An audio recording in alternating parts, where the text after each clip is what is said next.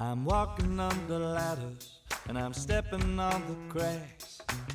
I'm always opening umbrellas in my flag.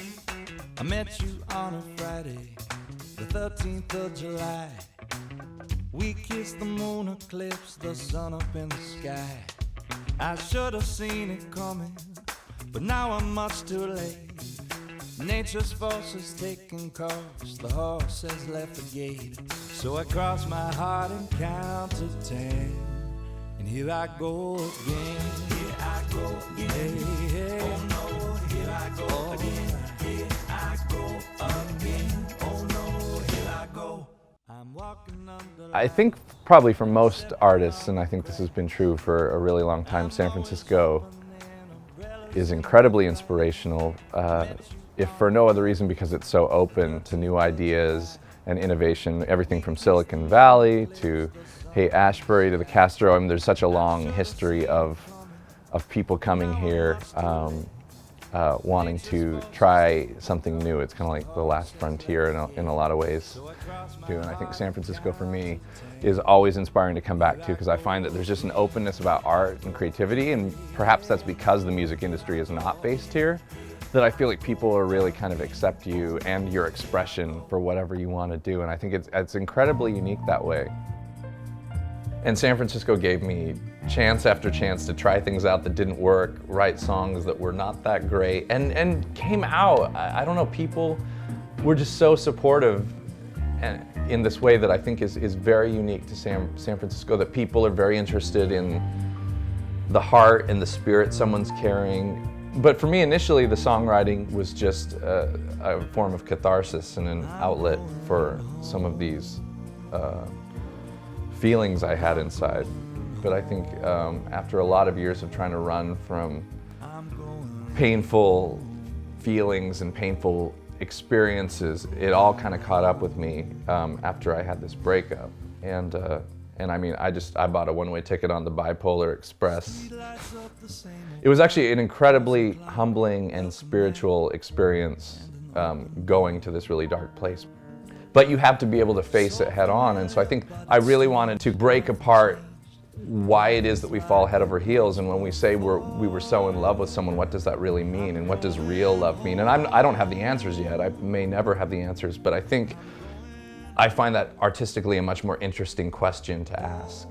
Generally, I want my songs to be like an abstract painting where, regardless of where you come from, hopefully you can find something of yourself inside it, whether you're black, white, gay, straight, Christian, atheist, whatever. I hope that people can find something of themselves in it. I mean, I think that's a goal for a lot of artists.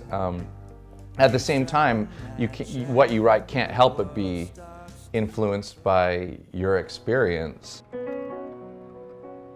Yeah, I think this song was kind of written at my lowest point, but I feel like it had a lot of optimism for me that it would get better.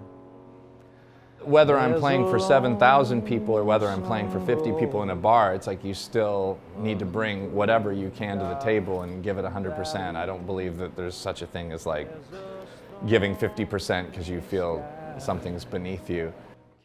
Somewhere on the other side, somewhere on the other side, something's gonna turn the tide, break the chains and set me free. So I still love to play and sing anywhere I get to. So I still come down here a lot, and it's still fantastic because I run into all these people that I know and have grown to love over the years. So it's pretty great. So I think I take a lot of it with me in all the best ways. It would be foolish for me to try to say I have the answer, that I have some big point about how we all should live life. I just more want to invite them to walk with me for a little as we try to figure it out together. This album isn't the penultimate expression of my artistic life. And I hope it's not the last thing I do. So this is just a photograph taken of a particular moment and where I was at. And I think as an artist, for me, it's my journal entry that at this age, at this time in my life, this is how I saw the world, and this is what it was like to live on a mountaintop and be terribly, terribly in love, and to still be in love, and to try to write a love letter to that time, and I think to write a love letter to the places that inspired it and the places that supported me and are still with me. And when they see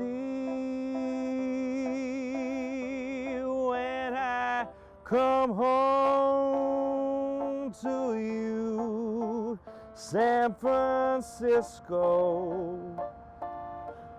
your golden sun